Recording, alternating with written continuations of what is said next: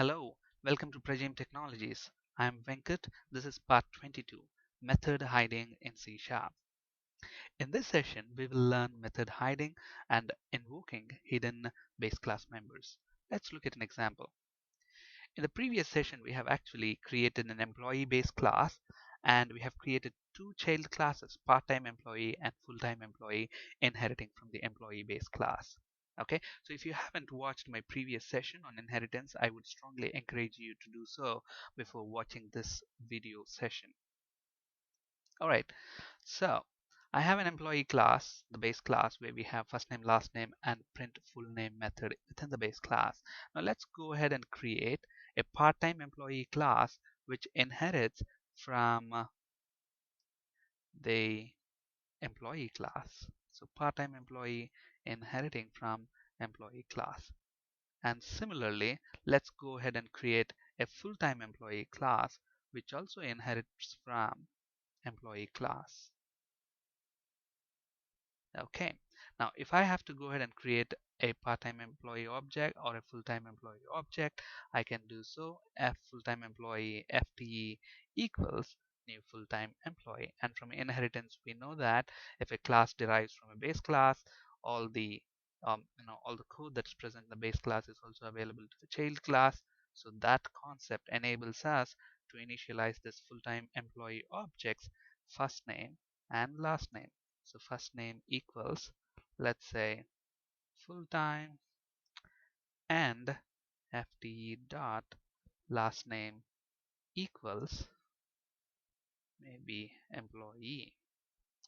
And let's say I want to print this employee's full name, we can call the print full name method. Okay. Similarly, if I have to go ahead and create a part-time employee, I can do so, but I have to use the part-time employee object. So part-time employee is equal to new part-time employee. We need to change the reference variable name. Part-time employee PTE is equal to new part-time employee.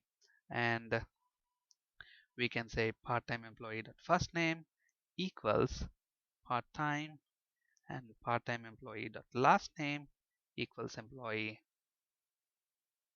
and part-time employee dot print full name. Now if we go ahead and run this, as you might expect, what's going to happen? It will print the full-time employee and part-time employee names. Okay, so which is expected. But now let's say my manager told me, all right, a full-time employee name printing is fine, but by looking at the name, I should be able to tell whether if he's a part-time employee or a full-time employee. So if it is a part-time employee, then I want a hyphen contractor appended to his name, so that just by looking the list of employee names, I can figure out who is a full-time employee and who is a part-time employee. Okay, so to do that, what we can do is, okay, in my part-time employee, I can go ahead and provide a full name, print full name function. But look at this, when we do that, this part-time employee class is actually inheriting from employee base class, which has already got a method called print full name.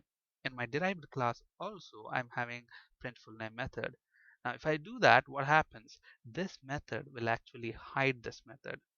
Okay, so when I say part-time employee dot print full name, what happens is it invokes this method and not the parent class method. Okay, so what did we say? We wanted in the output, hyphen contractor word appended to the end of the name. So we can say contractor. Fine. Now with this change, if we go ahead and run this, what's going to happen? For part-time employee hyphen contractor, we get that as expected. Now look back the code. Look at this. There is a green squiggly underneath that print full name function. What does that indicate? That indicates that, and if you look at the warning message there, the green squiggly actually indicates a warning. So what is this warning about? It is saying that in the part-time employee class, the print full name is hiding the inherited print full name.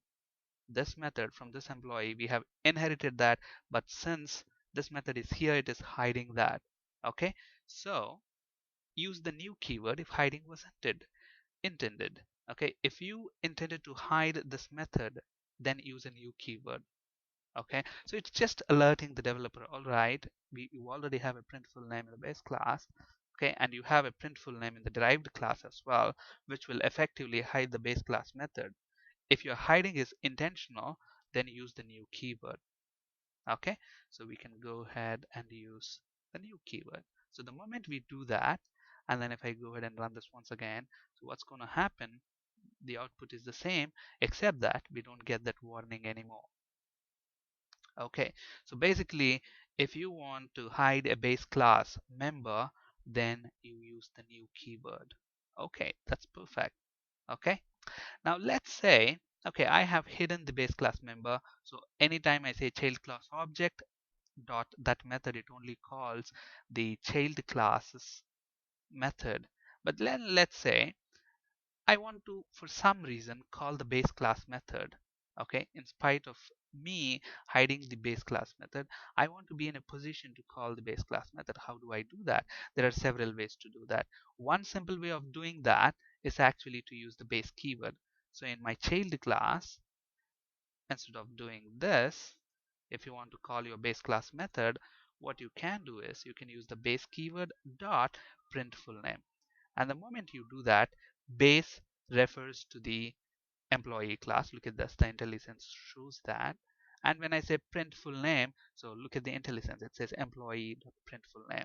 So you can use the base keyword to call the hidden base class member. That's one way. So if I go ahead and run this now, you should look at the output part-time employee without that hyphen contractor, proving that we are using the base class print full name method.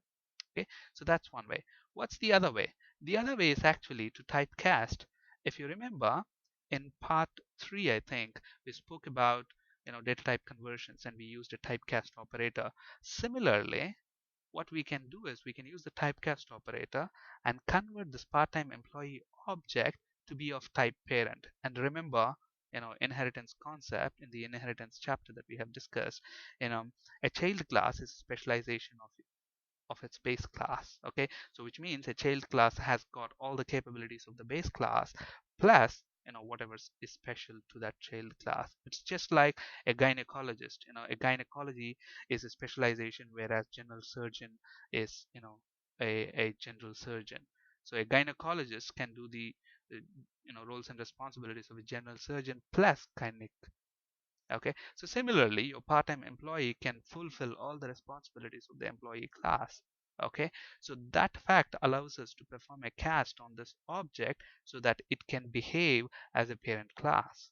Okay, so how do I do that? Instead of saying directly pte.print full name, what I can do is, all right, I have this parent part-time employee object. What I want to do now is use the typecast operator and convert that to be of type employee.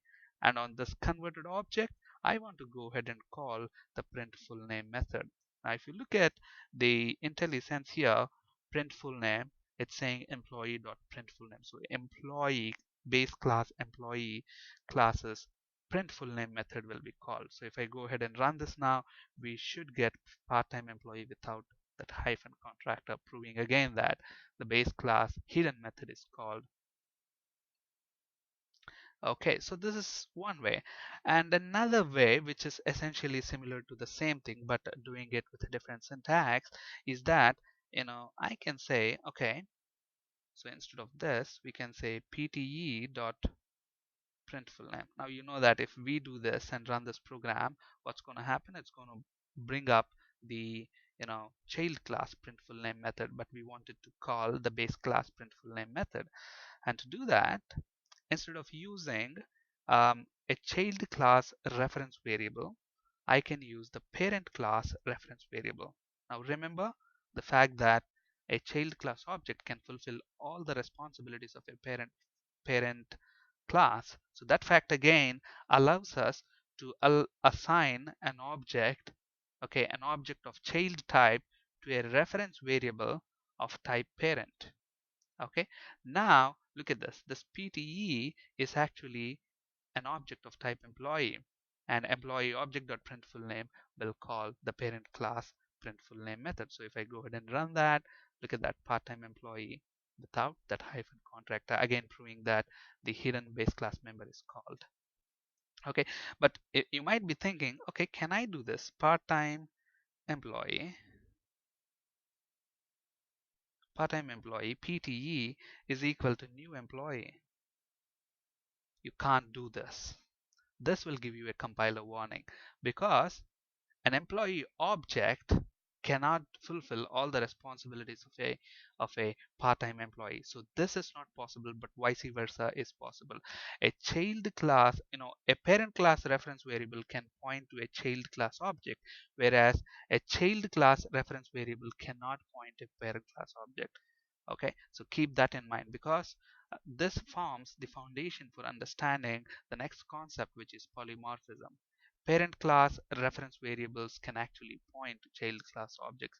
In that chapter, we will also discuss, the primary difference between object reference variables and objects themselves. Okay, but anyhow, in this session, we have seen that if you want to hide a base class member, we use the new keyword. If you don't use the new keyword, okay, the base class member gets hidden, but you will get a compiler warning. This is just to alert the developer, okay, if you there is a base class member hiding happening. If your hiding is intentional, then go ahead and use the new keyword. Okay, and we have seen that there are different ways to invoke a hidden base class member from the derived class. One is to simply use the base keyword. The other one is to use the cast on the child type to be your parent type and then invoking the hidden member. And the other way is actually making the parent class reference variable point to a derived class object and then saying parent class object dot that hidden member, which again calls the base class's hidden method. On this slide, you can see additional resources for ASP.NET and C# interview questions. That's it for today. Thank you for listening. Have a great day.